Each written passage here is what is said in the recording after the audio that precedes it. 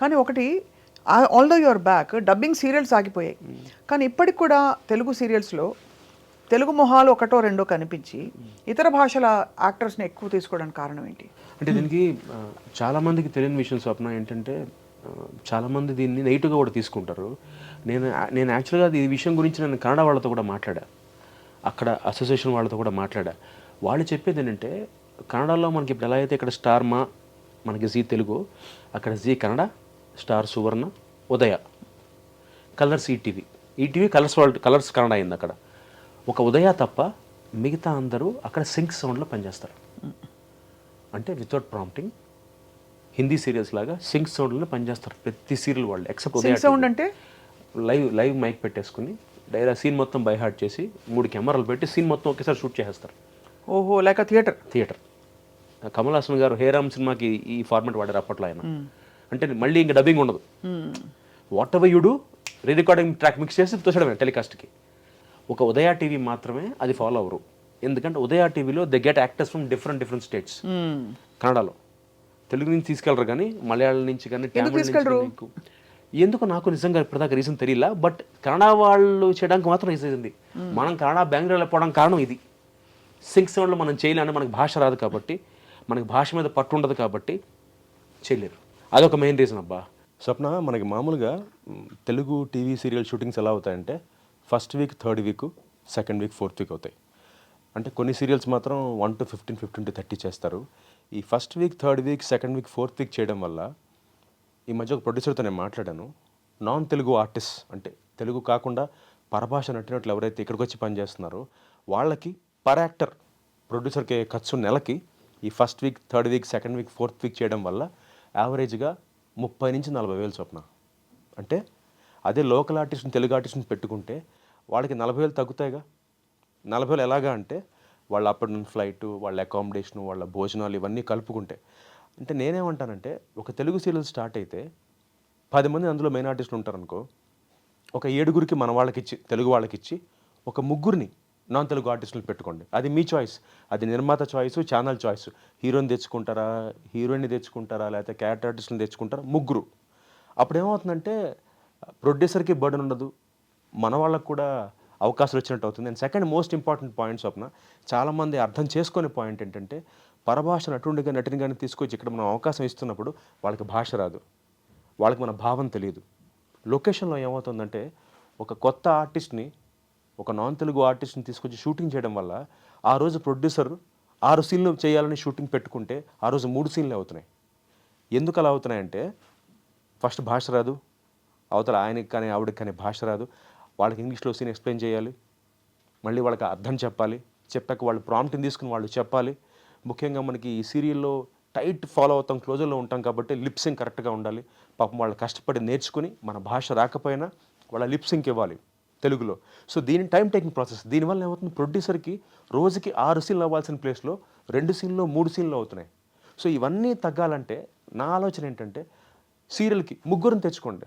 నేను తెచ్చుకోవద్దనట్లా, ఎందుకంటే డెఫినెట్గా అందరూ బాగుండాలి, అందరూ ఎదగాలి. ఒకప్పుడు నిజం చెప్పాలంటే, ఒకప్పుడు నేను హీరోగా చేస్తున్నప్పుడైతే అందరం తెలుగు వాళ్ళమే ఉండేవాళ్ళం. తర్వాత పందా మారింది, కొత్త నీరు వస్తుంది, కొత్త నీరు రావాలి కూడా. సో కొత్త నీరు వస్తున్నప్పుడు వాళ్ళని ఎంకరేజ్ చేస్తూ మన వాళ్ళు కూడా ఉంటే ఏంటంటే తెలుగు వాళ్ళకి అవకాశం ఇచ్చినట్టుగా ఉంటుంది. అదే మీరు తెలుగు వాళ్ళని పెట్టుకుంటే ప్రొడ్యూసరు ఈ ప్రాబ్లం ఉండదుగా, హ్యాపీగా తెలుగు అర్థమవుతుంది, తెలుగు భాష తెలిసిన వాళ్ళు మీరు ప్రాంప్టింగ్ ఇస్తే చెప్పేస్తారు, ఇబ్బంది ఉండదు. అదే ఇప్పుడు ఒక సీరియల్లో మెయిన్ ఆర్టిస్టులు కన్నడ వాళ్ళు కానీ, తమిళ వాళ్ళు కానీ, వేరే భాష వాళ్ళు అవడం వల్ల వాళ్ళకి మనం సీన్ ఎక్స్ప్లెయిన్ చేసి, వాళ్ళకి అర్థం చెప్పి, వాళ్ళకి భావం చెప్పి, వాళ్ళకి ఆ సీన్ మొత్తం అర్థమయ్యేలా చేశాక షూటింగ్ చేయడం అంటే ప్రొడ్యూసర్కి నిజంగా హెర్క్యులియన్ టాస్క్. అంటే మామూలుగా స్వప్న మనకి టెలికాస్ట్ అయ్యేది 26 ఎపిసోడ్లు యావరేజ్గా, మేము షూటింగ్ చేసేది 12 రోజులు. అంటే యావరేజ్గా రోజుకి 13 రోజులు అనుకో, రోజుకి 2 ఎపిసోడ్లు చేస్తాం. ఈ 2 ఎపిసోడ్ల షూటింగ్ ప్రొడ్యూసర్కి అయితేనే ఆ నిర్మాత వాళ్ళు బతుకుతాడు. అంటే ఎకానమీ ఎంత దారుణంగా ఉందంటే, అన్ఫార్చునేట్లీ గవర్నమెంట్కి టెలివిజన్ నుంచి ఆల్మోస్ట్ సంవత్సరానికి నాకు తెలిసి 156 కోట్లు, 170 కోట్లు వెళ్తుంది రెవెన్యూ, జిఎస్టీ పరంగా కానీ, ట్యాక్స్ పరంగా కానీ. కానీ మన సౌత్ ఇండియాకి వచ్చేప్పటికి, ముఖ్యంగా తెలుగుకి వచ్చేప్పటికి మన బడ్జెట్స్ చాలా తక్కువ ఉంటాయి. ఒక హిందీ సీరియల్కి ఇచ్చిన బడ్జెట్ మనకి ఇవ్వరు. అక్కడ వాళ్ళకి ఎపిసోడ్కి 15 లక్షలు ఇస్తే స్వప్న, మనకి వాళ్ళు ఇవాళ 2024లో మనం 1.5 lakh వచ్చాం ఎపిసోడ్కి. అంటే ఏంటి, రోజుకి 2 ఎపిసోడ్స్ కంటెంట్ డైరెక్టర్ ఇస్తేనే, ప్రొడ్యూసర్ తీయగలిగితేనే ఆ ప్రొడ్యూసర్ నిర్మాత నుంచుంటాడు ఇవాళ. మేమందరం డెఫినెట్గా నిర్మాత బాగుండాలని కోరుకుంటున్నాం కాబట్టి ఇవన్నీ చెప్తున్నాను. అండ్ ఇంకో మేజర్ పాయింట్ స్వప్న, ఈ మధ్య కొత్తగా స్టార్ట్ చేశారు. ఒక ఆర్టిస్ట్ కోఆపరేట్ కనుక అంటే ఇబ్బంది పెడితే వెంటనే బ్యాన్ అంటున్నారు. దాన్ని కొత్తగా పెట్టిన పదం నాన్ కోఆపరేషన్. నేనేమంటానంటే ఒక అవకాశం ఇవ్వండి అబ్బా ఆ నటుడికి కానీ నటికి కానీ. ఎలా అంటే తప్పు చేస్తారు నిజంగా, మనుషులు అందరం తప్పులు చేస్తాం, మిమ్మల్ని ఇబ్బంది పెట్టారా, ఒక 2 అవకాశాలు ఇవ్వండి, 2 వార్నింగ్స్ ఇవ్వండి, ఆ తర్వాత బ్యాన్ చేయండి. నేనే చెప్తున్నా బ్యాన్ చేయమని. ఫస్ట్ రాగానే ఒక ఇబ్బంది రాగానే బ్యాన్ అని పెట్టి పిలిచేసి వాళ్ళని తీసేస్తే ఇక్కడ జరిగే ప్రాబ్లం చెప్తాను. లాస్ట్ ఇయర్ ఒక హీరోని బ్యాన్ చేశారు, అఫ్కోర్స్ నాన్ కోఆపరేషన్ చేశారు. 6 నెలలు నాన్ కోఆపరేషన్ పెట్టారు స్వప్న. ఈ జనవరికి అతని మీద నాన్ కోఆపరేషన్ అయిపోయిందా? వాస్తవానికి తర్వాత మళ్ళీ అతనికి అవకాశాలు రావాలిగా. డిసెంబర్ వచ్చింది, అతను ఈ సంవత్సరం మొత్తం ఒక్క ప్రాజెక్ట్ చేయలేదు. ఎందుకు చేయలేపాడు? ఒకసారి ఒక నటుడిని కానీ నటి కానీ నాన్ కోఆపరేషన్ పెడితే డెఫినెట్గా ఇంకో ప్రొడ్యూసర్ తీసుకోవడానికి ఇంట్రెస్ట్ చూపించడు, ఇష్టపడ్డు. సైకలాజికల్గా ఫిక్స్ అయిపోతారు కదా, ఓహో ఆ ప్రొడ్యూసర్ని ఇబ్బంది పెట్టాడు కాబట్టి ఇతను మనం పెట్టుకోవద్దు. అంటే ఒక హీరో స్థాయి వాడికే అంత ఇంపాక్ట్ పడితే మామూలు ఆర్టిస్టులు వదిన క్యారెక్టర్, మదర్ క్యారెక్టర్ చేసుకున్న వాళ్ళకి ఇంకెంత ఇంపాక్ట్ పడుతుంది స్వప్న? ఇది అర్థం చేసుకోవట్లేదు ఎవరు. నేను నాన్ కోఆపరేషన్ పెట్టద్దని చెప్పట్లా, డెఫినెట్గా తప్పు చేస్తే పనిష్ చేయాలి. ఇక్కడ జరిగింది రేపో మర్డరో కాదు కదా. ప్రొడ్యూసర్కి నష్టం జరుగుతున్నప్పుడు పిలిచి చెప్పండి, వార్నింగ్ ఇవ్వండి, మీరు తప్పు చేస్తున్నారు, మాకు నష్టం కలుగుతుంది, మీ వల్ల మాకు ఛానల్లో ఇబ్బంది అవుతుందని చెప్పండి. ఒకసారి వార్నింగ్ ఇవ్వండి, 2 సార్లు వార్నింగ్ ఇవ్వండి. 2వ సారి కూడా వినకపోతే నేనే అంటున్నా, దయచేసి వాళ్ళ మీద నాన్ కోఆపరేషన్ పెట్టి పక్కన పెట్టండి. అప్పుడు ఒకళ్ళని చేస్తే వాళ్ళు బుద్ధి తెచ్చుకుంటారు. అలా కాకుండా డైరెక్ట్గా ఒక ఇబ్బంది రాగానే వెంటనే పిలిచి వాళ్ళని నాన్ కోఆపరేషన్ అంటే వాళ్ళ కెరీర్లు ఏమైపోతాయి? ఇవాళ నేను ఇన్నేళ్ళుగా ఉంటున్నాను, ఇందాక చెప్పినట్టుగా స్వప్న, ఇన్నేళ్ళుగా ఇండస్ట్రీలో ఉంటున్నాను, 45 ఏళ్ళు ఇప్పుడు నాకు. నేను డిగ్రీ చేసి పీజీ చేసి ఇప్పుడు నాకు కొత్తగా ఉద్యోగం ఇవ్వడు. నేను ఓసి, నాకు వచ్చింది ఒకటే వృత్తి, నాకు ఇది ఒకటే పని. రేపు పొద్దున దేవుడి దేవలు ఏదో నా సంస్కారం, మా తల్లిదండ్రులు నేర్పించిన సంస్కారం, నేను ఎక్కడ గొడవ పడకుండా ఇన్నేళ్ళు నెట్టుకొచ్చాను సీరియల్స్లో. కాకపోతే గొడవ వచ్చి ఇబ్బంది అయితే ఎవరు తీసుకుంటారు స్వప్న? నా ఫ్యామిలీ ఏమైపోతుంది? ఇన్కేస్ రేపు పొద్దున్న ఎగ్జాంపుల్ చెప్తున్నా, నా మీద ఒక నాన్ కోఆపరేషన్ అప్పుడు డబ్బింగ్ సీరియల్స్ అప్పుడు అయినట్టుగా నన్ను ఒక 6 ఏళ్ళు పక్కన పెట్టేశారు అనుకో, ఏంటి పరిస్థితి ఈ రోజుల్లో? ఇవాళ ఒక ఆర్టిస్ట్ పరిస్థితి ఏంటి? ముఖ్యంగా తెలుగు ఆర్టిస్ట్ పరిస్థితి ఏంటి?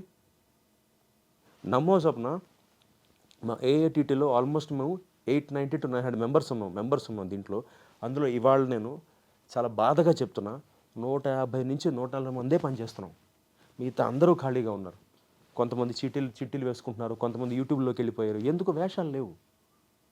ఇప్పుడు అసోసియేషన్ అంటే వేషాలు ఇప్పించే సంస్థ కాదు, అది నేనే చెప్పాను ఇందాక కూడా. బట్ అసోసియేషన్ అంటే వెల్ఫేర్ చూడాల్సిన సంస్థ. అండ్ ఇక్కడ ఐరనీ ఏంటంటే, ఎలక్షన్స్ టాపిక్ వచ్చినప్పుడు ఇందాక మనం మాట్లాడుకున్నాం కదా, ఎలక్షన్స్ అప్పుడు నేనేమన్నాను, ఎలక్షన్స్ పెట్టట్లేదు, పుష్ అవుతుంది అన్నాం కదా. దానికి నమ్మో స్వప్న, నేను ఒక 3 లెటర్లు ఇచ్చుంటా ఒక్కడిగానే. ఎవరు ముందుకు రారు? అలా మెంబర్స్లోనే కదా మోటివేషన్ రావాలి. ఇప్పుడు ఇది ఎవరింట్లో పెళ్ళి, అందరం కలిసి కదా చేసుకోవాలి. డబ్బింగ్ సీరియల్స్ అప్పుడు అలాగే జరిగింది. మేమందరం ఫైట్ చేస్తుంటే అక్కడ ఐరన్ ఏంటి, ఎవరికైతే పని ఉందో వాళ్ళే వచ్చి ఫైట్ చేసాం. అక్కడ ఖాళీగా ఉన్న వాళ్ళు ఎవ్వరూ అటెండ్ అవ్వలేదు అప్పుడు ధర్నాలకు కానీ వాట్ ఎవర్ అప్పుడు జరిగిన ఇన్సిడెంట్స్కి. ఇప్పుడు అదే జరుగుతుంది. తెలుగు వాళ్ళకి అవకాశం రావాలంటే అందరం కలిసికట్టుగా రావాలి కదా స్వప్న. ఇవాళ నేను ఒక్కడిని లెటర్ ఇస్తాను, ఒక్కడి ఇంట్లో పెళ్ళి కాదు కదా ఇది. అప్పుడు నేను ఒక్కడనే కార్నర్ అవుతాను, అందరికి నేను ఒక్కడనే బ్యాడ్ అవుతా. కౌశిక్ గాడు బలుపురా, కౌశిక్ గాడు ఒక్కడే పెద్దానికి ట్రై చేస్తున్నాడు రా అంటే నేను దేవుణ్ణా? నిజం చెప్పాలంటే ఈరోజు నాకున్న పరిస్థితి Swapna, I'm very happy, comfortably placed. నాకు అన్ని ఛానల్స్తో బాగుంది, అందరు ప్రొడ్యూసర్లు నాతో బాగుంటారు, నాకు వేషాలు వస్తున్నాయి, నా పని నేను చేసుకుని వెళ్ళిపోవచ్చు. కానీ నాకెందుకు ఇంత తాపత్రయం అంటే, ఈరోజు నేను ఇవాళ 2 పూట్ల భోజనం చేస్తున్న, ఒక కారు కొనుక్కున్న, ఒక ఇల్లు ఉన్న, దానికి కారణం టెలివిజన్, టీవీ. నాకు గ్రాటిట్యూడ్, కృతజ్ఞత భావం స్వప్న. ఏదైనా తిరిగి చేయాలి, ఈ టీవీకి తిరిగి చేయాలంటే తెలుగు వాళ్ళకి అవకాశం రావాలి. దీనికోసం నా ఫైట్ అంతే. అంటే ఇప్పటిదాకా ఉన్న వినోద్ బాలా గారు చేయలేదని కాదు, నేను ఏదో కొత్తగా చేసేస్తానని కాదు, నా ఆలోచనలు కొన్ని ఉన్నాయి, వాటిని ఇంప్లిమెంట్ చేద్దామన్న ఉద్దేశం. ఈరోజు తెలుగు వాళ్ళకి అవకాశం లేదు, ఎవరికి అర్థం కావట్లేదు. అఫ్కోర్స్ న్యాయంగా చెప్పాలంటే ఇది పబ్లిక్ అనవసరమైన విషయం. స్టిల్ నేను ఎందుకు చెప్తున్నానంటే అర్థం కావాలని చెప్తున్నాను.